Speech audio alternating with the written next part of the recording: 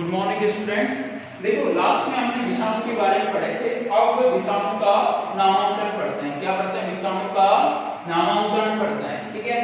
अब विषाणु का जो नामांकन है वो कैसे करते हैं? विषाणु का जो नामांकन हमें कैसे करते हैं? विषाणु का जो नामांकन है वो अंतरराष्ट्रीय नामांकन समिति करती है। कौन सी करती है?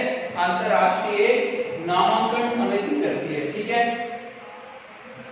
अंतरराष्ट्रीय जो नामांकन समिति जो विषाणु का नामांकन करती है और 4 युगों के आधार पर विषाणु का नामांकन करती है। प्रथम युग में क्या लिखा जाता है?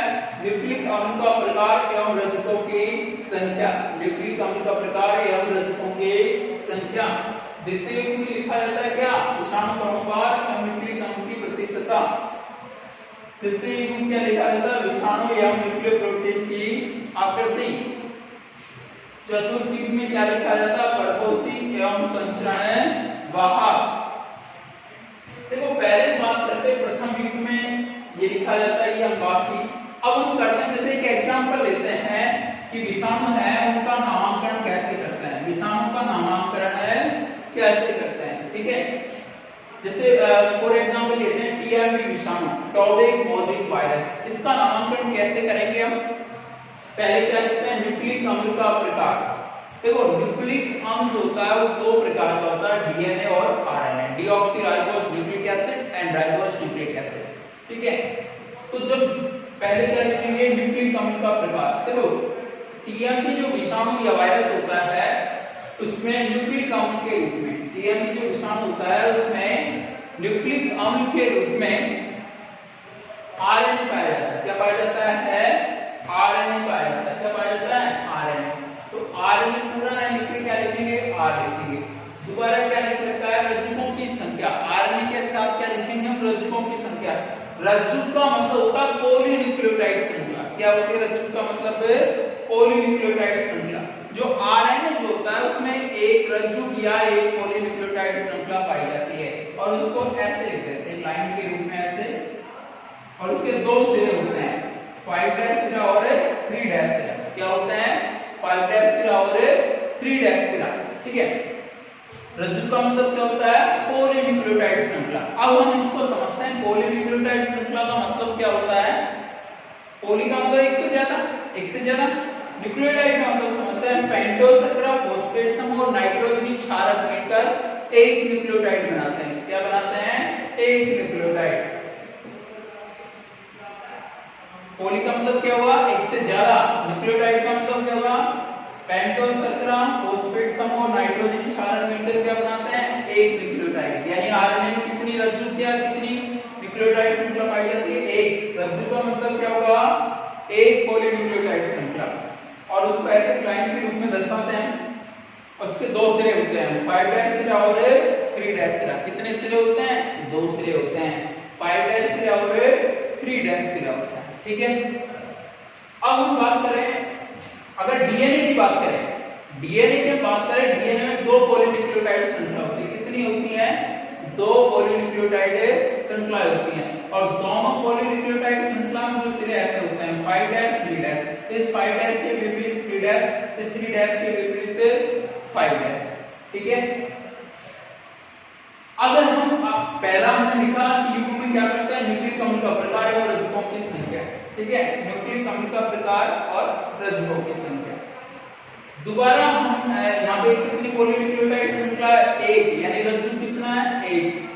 दोबारा क्या लिखेंगे? विषाणु क्रमवार और न्यूक्लिक अम्ल की प्रतिशतता। टीएमपी विषाणु क्रमवार 2 होता है और इसमें न्यूक्लिक अम्ल होता है 5%। कितना होता है? 5% या 5%। ठीक है। आगे हम विषाणु एवं न्यूक्लियोप्रोटीन की आकृति। विषाणु होता है उसकी आकृति ई जैसी होती है। इसके चारों न्यूक्लियोप्रोटीन का जो आवरण होता है उसकी आकृति भी कैसी होती है? ई जैसी। कैसी होती है? ई जैसी होती है। इसकी आकृति कैसी होती है?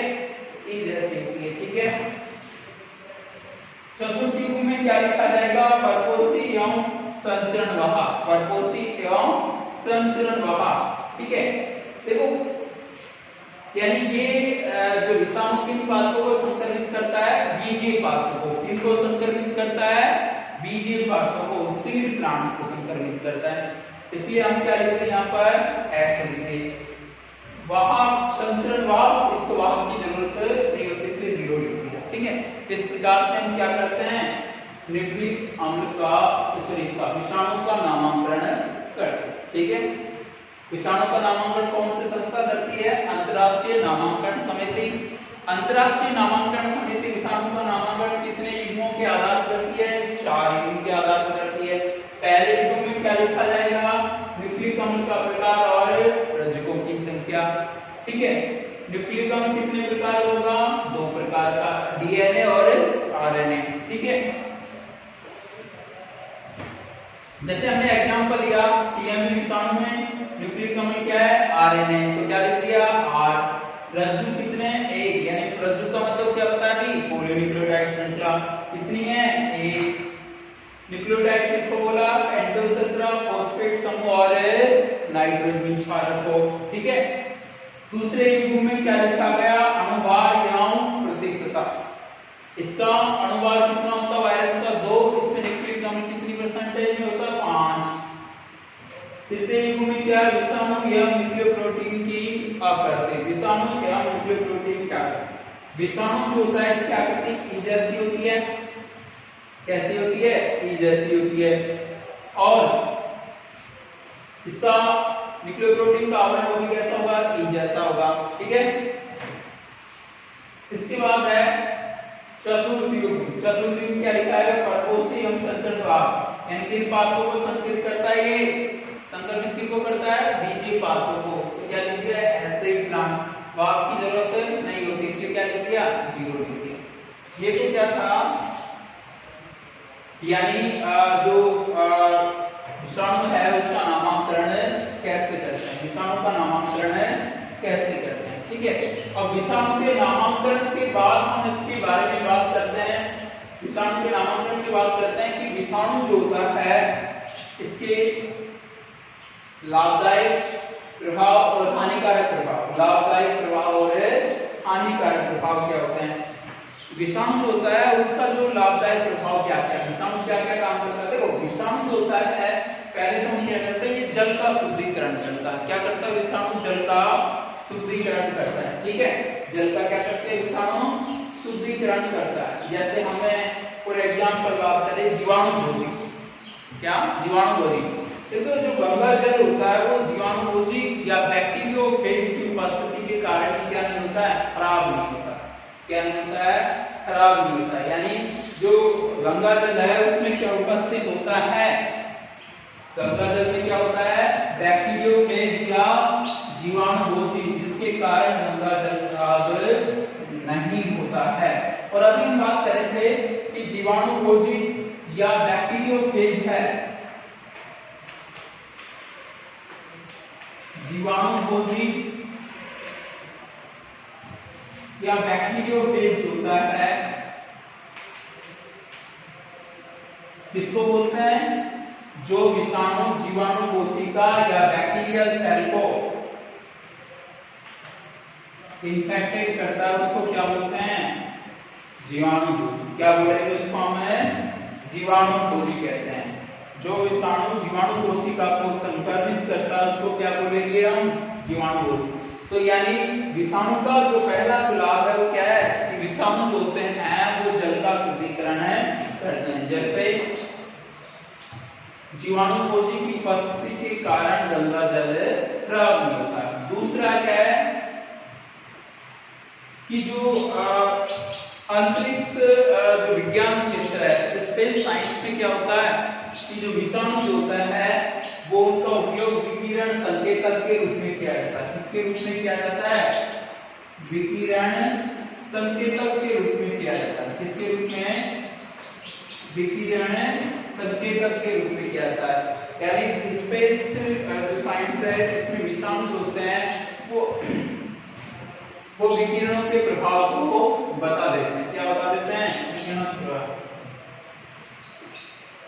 विषाणुओं से का उपयोग प्रतिजैविक के रूप में किया जाता है, एंटीबायोटिक्स के रूप में भी किया जाता है। विषाणु का उपयोग क्या किया जाता है, एंटीबायोटिक्स के रूप में भी किया जाता है।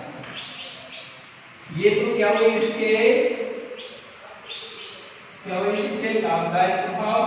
अगर हम हानिकारक प्रभाव की बात करें तो हानिकारक बहुत सारे प्रभाव है।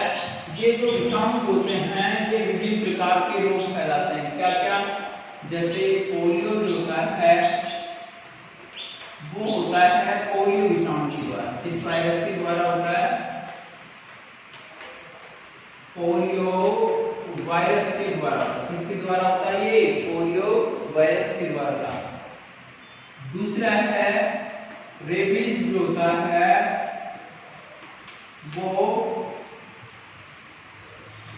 रेबडो विषाणु या वायरस के द्वारा होता है। किसके द्वारा होता है? रेबडो विषाणु या रेबडो वायरस के द्वारा। जुकाम होती है वो राइनो वायरस के द्वारा। किसके द्वारा होती है? राइनो वायरस के द्वारा। किसके द्वारा होती है? राइनो वायरस के। ऐसे बहुत सारे रोग हैं। एड्स जो होता है वो HIV विषाणु के द्वारा होता है। ठीक है, यानी ये तो क्या कहते हैं विषाणु के लाभदायक प्रभाव और हानिकारक प्रभाव। क्या कहते हैं विषाणु के लाभदायक प्रभाव और हानिकारक प्रभाव। ठीक है, क्या क्या लाभदायक प्रभाव? पहला तो क्या था कि विषाणु जो होते हैं वो जल का शुद्धिकरण करते हैं। क्या करते हैं? जल का शुद्धिकरण करते हैं। जैसे जीवाणु भोजी क्या करेगा? गंगा जल को साफ करता है, यानी इसकी उपस्थिति के कारण गंगा जल खराब नहीं होता है। जीवाणु भोजी है, इनका उपयोग अंतरिक्ष विज्ञान क्षेत्र में विकिरण संकेतक के रूप में होता है। अंतरिक्ष विज्ञान क्षेत्र में विकिरण संकेतक के रूप में होता है। ठीक है, अगला क्या है कि जो विषाणु होते हैं इनके द्वारा या इनसे हम एंटीबायोटिक्स के प्रतिजैव प्राप्त करते हैं। विषाणु होते हैं विभिन्न प्रकार के रोग भी फैलाते हैं। फॉर एग्जाम्पल पोलियो होता है, polio virus, rabies dengue virus, जुकाम राइनो वायरस, HIV। इसके बाद जो हम पढ़ेंगे विषाणु का जीवन चक्र। क्या पढ़ेंगे? विषाणु का जीवन चक्र पढ़ेंगे।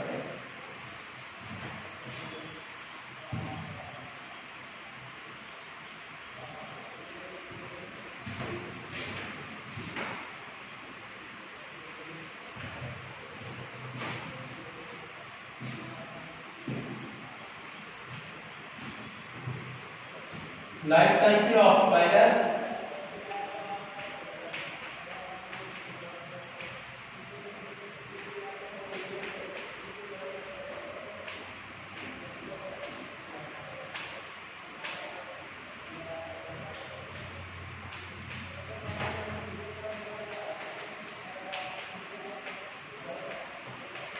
विषाणु का जीवन चक्र। देखो विषाणु में दो प्रकार का जीवन चक्र पाया जाता है। कितने प्रकार का जीवन चक्र पाया जाता है? दो प्रकार का जीवन चक्र पाया जाता है। पहला है लाइटिक यानी लैकारी,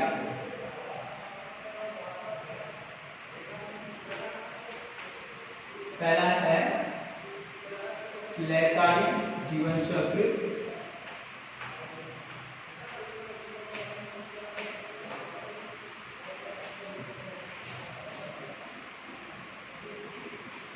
लाइफ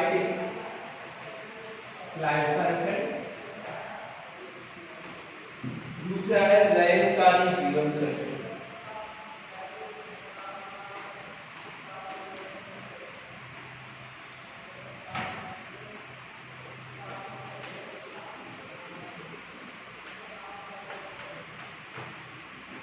लयकारी जीवन चक्र, लाइसोजेनिक लाइफ साइकिल,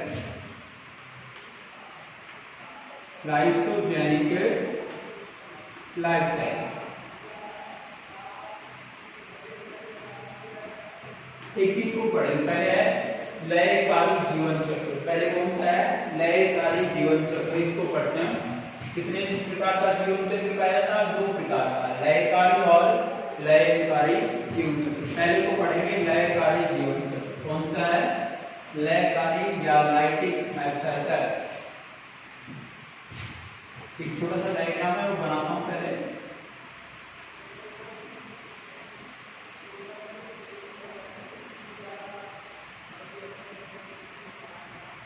ये बैक्टीरियल सेल है, जीवाणु कोशिका है, और ये जीवाणुभोजी, ये तो क्या है जीवाणु कोशिका, इसको कौन संक्रमित कर रहा है जीवाणुभोजी। और अभी हम बात करें जीवाणुभोजी किसको बोलते हैं, जो विषाणु या जो वायरस जीवाणु कोशिका को संक्रमित करते हैं उनको जीवाणुभोजी कहते हैं। ये जीवाणुभोजी जीवाणु कोशिका को संक्रमित करता है।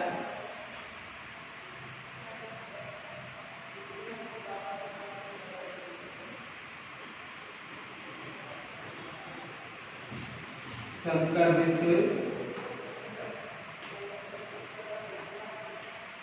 जीवाणु कोशिका, संक्रमित जीवाणु कोशिका। जब ये जीवाणु कोशिका को जीवाणुभोजी संक्रमित करता है तो क्या होता है, जीवाणुभोजी जीवाणुभोजी का आनुवंशिक पदार्थ उसका आवरण होता है विभिन्न खंडों में टूट जाता है।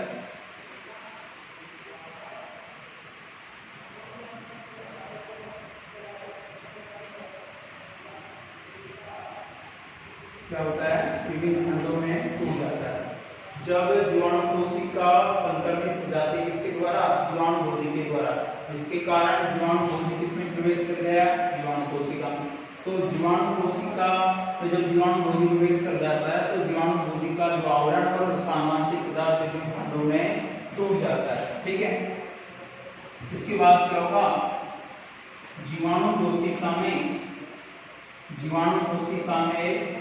जीवाणुभोजी के आवरण बनते हैं और आनुवंशिक पदार्थ का संश्लेषण होता है, जिसको बोल देते हैं जीनोम संश्लेषण। क्या बोलेंगे उसको, जीनोम संश्लेषण। जीनोम संश्लेषण के बाद क्या होता है कि जो जीवाणु कोशिका होती है उसमें अनेक जीवाणुभोजी बन जाते हैं। क्या बन जाते हैं, अनेक जीवाणुभोजी बन जाते हैं।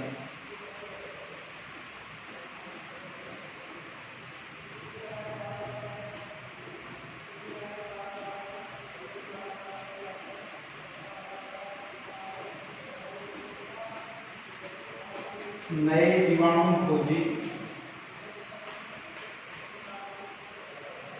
नए जीवाणुभोजियों का जीवाणु कोशिका से मुक्त होना। ठीक है, आगे पढ़ रहे थे विषाणु का जीवन चक्र, विषाणु का जीवन चक्र। देखो विषाणु का विषाणु में दो प्रकार का जीवन चक्र पाया जाता है। पहला कौन सा था, लयकारी जीवन चक्र। कौन सा था, लयकारी। दूसरा लयकारी। First is kinetic life cycle and second is lysogenic life cycle. ठीक है, पहले पढ़ेंगे हम लयकारी जीवन चक्र। लयकारी में क्या होगा, देखो सबसे पहले जीवाणुभोजी जो होता है वो जीवाणु कोशिका को संक्रमित करता है। किसको संक्रमित करता है, जीवाणु कोशिका को संक्रमित करता है। ठीक है, इसको संक्रमित करेगा जीवाणु कोशिका को। जीवाणुभोजी हमें पता ही है कि जो विषाणु जीवाणु कोशिका को संक्रमित करता है, जो विषाणु जीवाणु कोशिका को संक्रमित करते हैं उनको क्या बोलेंगे, जीवाणुभोजी। जब जीवाणुभोजी जीवाणु कोशिका को संक्रमित करता है, जब जीवाणुभोजी जीवाणु कोशिका को संक्रमित करता है तो जीवाणुभोजी जीवाणु कोशिका के अंदर प्रवेश कर जाता है। जब जीवाणुभोजी जीवाणु कोशिका के अंदर प्रवेश कर जाता है तो जीवाणुभोजी का आनुवंशिक पदार्थ उसका आवरण टूट जाता है। ठीक है, इसके बाद क्या होगा कि जो जीवाणु जो कोशिका है उसमें जीवाणुभोजी का आवरण और आनुवंशिक पदार्थ बनने लग जाता है। इसको क्या बोल देते हैं, जीनोम संश्लेषण। जीनोम संश्लेषण के बाद जीवाणु कोशिका में अनेक नए जीवाणुभोजी बन जाते हैं। जीनोम संश्लेषण के बाद जीवाणु कोशिका में अनेक नए जीवाणुभोजी बन जाते हैं जो क्या करते हैं, जीवाणु कोशिका से बाहर निकलकर अन्य कोशिकाओं को संक्रमित कर देते हैं। ये तो कौन सा चक्र है, लयकारी जीवन चक्र। लयकारी क्या हुआ, पहले जीवाणुभोजी किसको संक्रमित करेगा, जीवाणु को। इसके कारण जीवाणुभोजी जब जीवाणु कोशिका में प्रवेश कर जाता है तो जीवाणुभोजी का आवरण और उसका आनुवंशिक पदार्थ अनेक खंडों में टूट जाता है। इसके बाद जीवाणु कोशिका में जीवाणु के आवरण और आनुवंशिक पदार्थ बनते हैं, जिसे जीनोम संश्लेषण बोल देते हैं। जीनोम संश्लेषण के बाद नए जीवाणु भोजी बनते हैं। जीनोम संश्लेषण के बाद क्या होता है, नए जीवाणु भोजी बनते हैं। इसके अंदर जीवाणु कोशिका के अंदर ये नए जीवाणु भोजी हैं, वो जीवाणु कोशिका से बाहर निकलकर, ये नए जीवाणु भोजी जीवाणु कोशिका से बाहर निकलकर अन्य कोशिकाओं को संक्रमित कर देते हैं। कौन सा जीवन चक्र है ये, लयकारी जीवन चक्र। कौन सा है विषाणु का, लयकारी जीवन चक्र। ठीक है, इसके बाद दूसरा जो जीवन चक्र है उसको बोल देते हैं लयनकारी जीवन चक्र। कौन सा है, लयनकारी जीवन चक्र।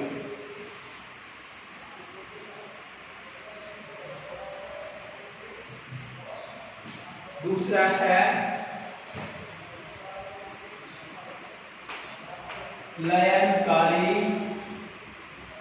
जीवन चक्र।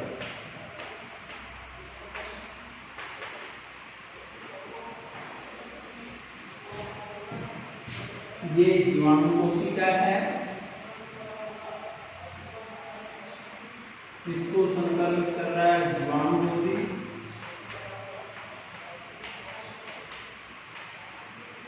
जीवाणु भोजी क्या है, ये जीवाणु कोशिका।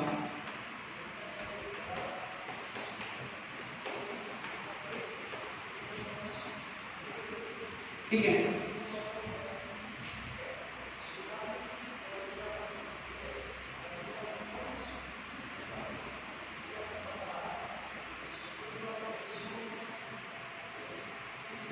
संक्रमित जीवाणु कोशिका।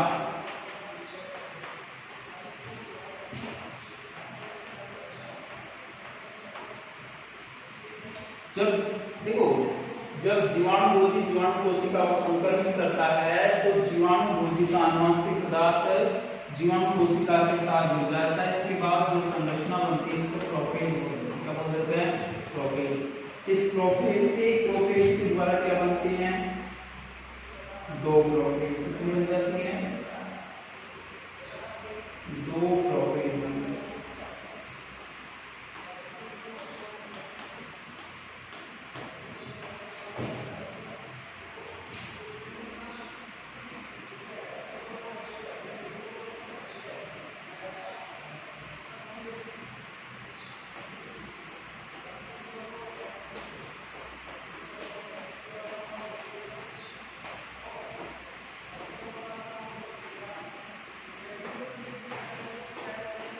देखो